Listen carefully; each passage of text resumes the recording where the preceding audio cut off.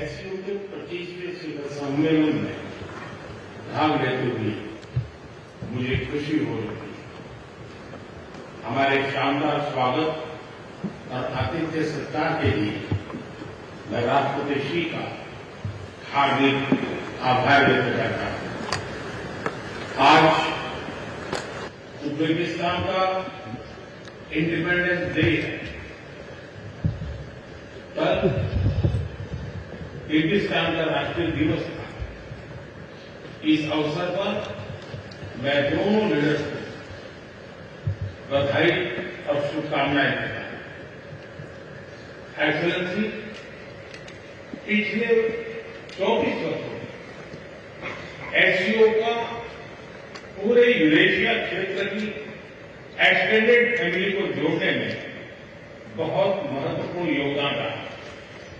भारत ने एक सक्रिय सदस्य के रूप में हमेशा कंस्ट्रक्टिव और सकारात्मक भूमिका निभाई है।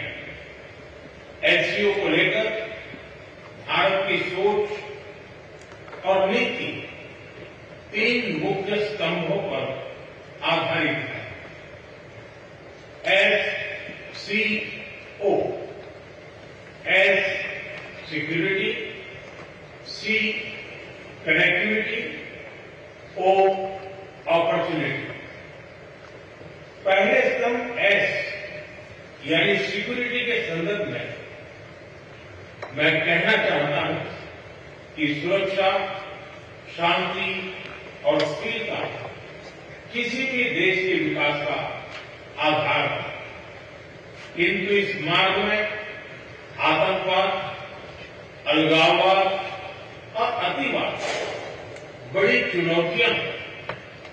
आतंकवाद सिर्फ किसी देश की सुरक्षा ही नहीं बल्कि पूरी मानवता के लिए एक साझा चुनौती है।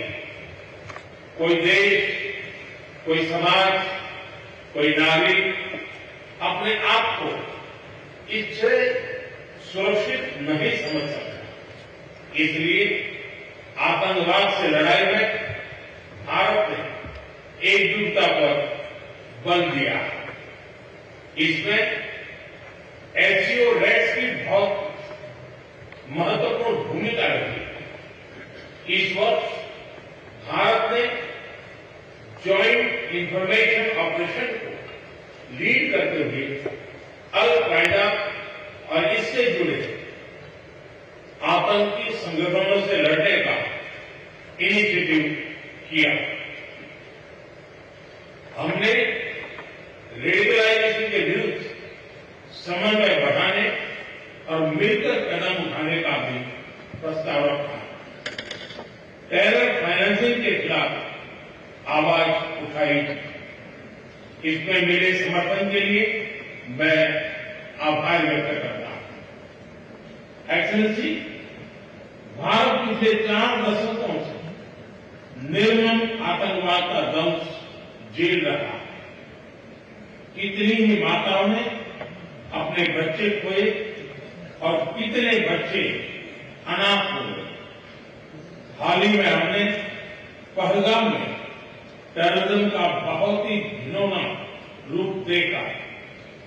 इस दुख की घड़ी में जो मित्र देश हमारे साथ खड़े रहे, मैं उनका आभार व्यक्त करता हूं। यह हमला केवल भारत की अंतरात्मा पर भी आघात नहीं था। यह मानवता में विश्वास रखने वाले हर देश, हर व्यक्ति को खुली चुनौती थी। ऐसे में प्रश्न उठना स्वाभाविक है, क्या कुछ देशों द्वारा आतंकवाद का खुलेआम समर्थन हमें स्वीकार्य हो सकता है? एक्सेलेंसी, हमें स्पष्ट रूप से और एक स्वर में कहना होगा कि आतंकवाद पर कोई भी डबल स्टैंडर्ड स्वीकार्य नहीं होंगे। हमें मिलकर आतंकवाद का हर रंग में, हर रूप में विरोध करना होगा। ये मानवता के प्रति हमारा दायित्व है। अब मैं दूसरे स्तंभ सी यानी कनेक्टिविटी पर अपने विचार रखना चाहूंगा। भारत का हमेशा से मत रहा है कि मजबूत कनेक्टिविटी से केवल व्यापार ही नहीं बल्कि विश्वास और विकास के द्वार भी खुलते हैं। इसी सोच के साथ हम चाबहार पोर्ट और international north south transport corridor जैसे इनिशिएटिव पर काम कर रहे हैं। इनसे हम अफगानिस्तान और मध्य एशिया के साथ संपर्क बढ़ा सकते हैं। हमारा मानना है कि कनेक्टिविटी के हर प्रयास में संप्रभुता और क्षेत्रीय अखंडता का सम्मान होना चाहिए। यही एससीओ चार्टर के मूल सिद्धांतों में भी विदित है। Connectivity that bypasses sovereignty, losing trust and meaning. Excellency, तीसरा स्तंभ है ओ यानी opportunity. Opportunity for cooperation and reform. 2023 में भारत की अध्यक्षता के दौरान नई ऊर्जा और विचारों का संचार हुआ है। स्टार्टअप और innovation, traditional medicine, youth empowerment, digital inclusion और शेयर्ड बुद्धिस्ट हेरिटेज जैसे नए विषयों को अपने सहयोग में जोड़ा।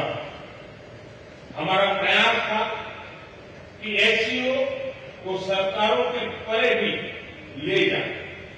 सामान्य मानवी, यंग साइंटिस्ट, स्कॉलर्स और स्टार्टअप को भी आपस में जोड़े। हमारे पीपल टू पीपल टाइम को दृढ़ता देने के लिए मैं आज एक और सुझाव रखना चाहूंगा। एससीओ के अंतर्गत एक सिविलाइजेशन डायलॉग फोरम बनाया जाए। इससे हम अपनी प्राचीन सभ्यताओं, कला, साहित्य और परंपराओं को वैश्विक मंच पर साझा कर सकते हैं। एक्सेलेंसी, आज भारत रिफॉर्म, परफॉर्म, ट्रांसफॉर्म के मूल मंत्र पर आगे बढ़ रहा है। कोविड हो या वैश्विक आर्थिक अस्थिरता, हमने हर चुनौती को अवसर में बदलने का प्रयास किया। हम लगातार वाइड रेंजिंग रिफॉर्म्स पर काम कर रहे हैं। इस देश में विकास के साथ साथ अंतर्राष्ट्रीय सहयोग के लिए भी नए अवसर खुल रहे हैं। मैं आप सभी को भारत की विकास यात्रा से जुड़ने के लिए आमंत्रित करता हूं। एक्सेलेंसी, यह खुशी की बात है कि एससीओ भी समय के अनुरूप इवॉल्व हो रहा है। ऑर्गेनाइज्ड क्राइम, ड्रग ट्रैफिकिंग और साइबर सिक्योरिटी जैसे समकालीन चुनौतियों से निपटने के लिए 4 नए केंद्र बनाए जा रहे हैं। हम इस रिफॉर्म ओरिएंटेड माइंडसेट का स्वागत करते हैं। वैश्विक संस्थानों में रिफॉर्म के लिए एससीओ सदस्य आपसी सहयोग बढ़ा सकते हैं। संयुक्त राष्ट्र की 80वीं वर्षगांठ के अवसर पर हम एकमत होकर यूएन रिफॉर्म का आह्वान कर सकते हैं। ग्लोबल साउथ की आकांक्षाओं को आउटडेटेड फ्रेमवर्क में कैद रखना भावी पीढ़ियों के प्रति घोर अन्याय है। नई पीढ़ी के बहुरंगी सपनों को हम पुराने जमाने की ब्लैक एंड व्हाइट स्क्रीन पर नहीं दिखा सकते। स्क्रीन बदलनी ही होगी। एचसीओ मल्टीलेटरलिज्म और इंक्लूसिव वर्ल्ड ऑर्डर का मार्गदर्शक बन सकता है। मुझे खुशी है कि इस महत्वपूर्ण विषय पर आज एक स्टेटमेंट जारी किया जा रहा है। एक्सेलेंसी, हम सभी पार्टनर्स के साथ समन्वय और सहयोग के साथ आगे बढ़ रहे हैं। मैं एचसीओ के अगले अध्यक्ष किर्गिस्तान के राष्ट्रपति और मेरे मित्र प्रेसिडेंट जपारोव को शुभकामनाएं देता हूं। बहुत बहुत धन्यवाद।